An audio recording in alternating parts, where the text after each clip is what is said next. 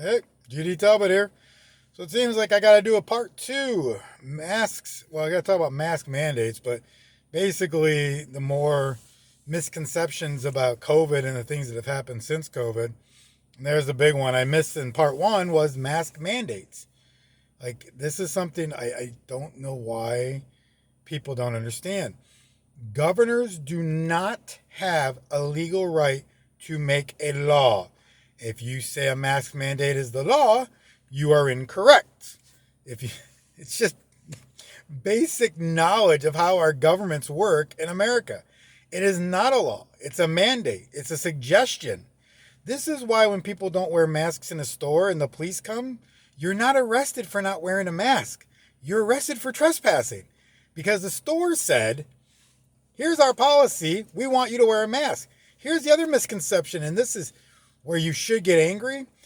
Our business is following the mandate law of masks, so you must wear one. No.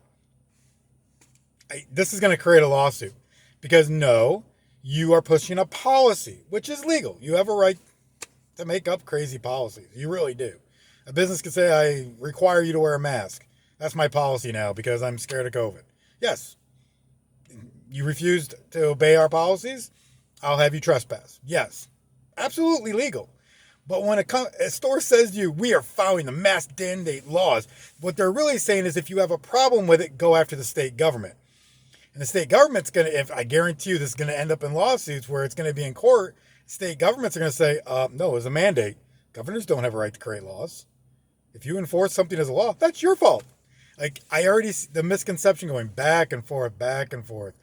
And I see like a lot of people are going to might stop voting Democrat after this because of it too.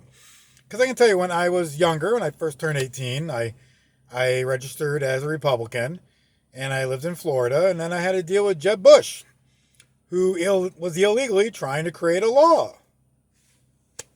Because of this, I left the Republican Party, became what at the time was called an independent voter. Now we're called non-party affiliates because Democrats and Republicans hate when you won't join their side and vote in their primaries. Don't believe me? Look up the history on it and you'll figure it out.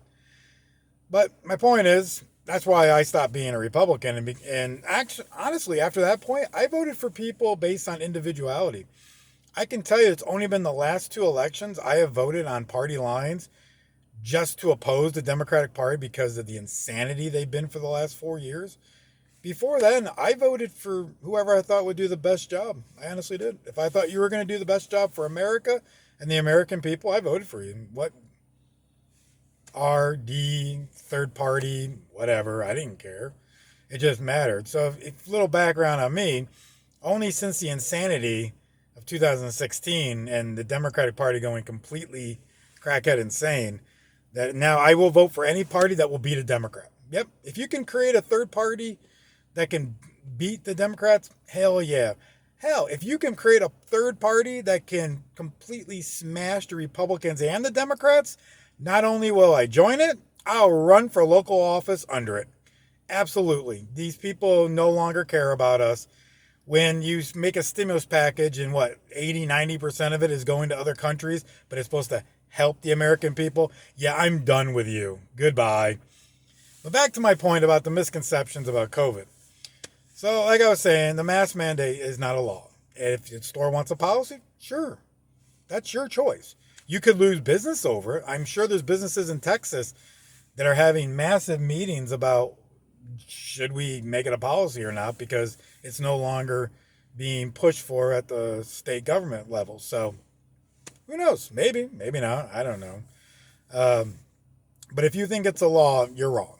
Plain and simple wrong. I'm sorry if it upsets you. So I'm glad to get that off my chest because I did miss that one. That's probably one of the biggest misconceptions, and I missed it in the first video. But anyhow, so learn how our government works. If you're going to vote in our elections, learn how it works. And I can't believe how many people that are just so, like I talk to people online, are just so lost. You have no idea or concept of how things actually work. That, or you're intentionally trying to mislead people in the hopes of changing how things are done in this country. And it absolutely still makes no sense to me. And still, oh my word, you know, let's get away from COVID for a minute. Well, I guess that's for another video. We'll talk about the misconceptions of people since the election. But I'm GD Talbot. Wanted to clear that up. If you're out and about today, say something kind to someone, especially that works in retail. Kind words spread joy. And I'm out. Bye.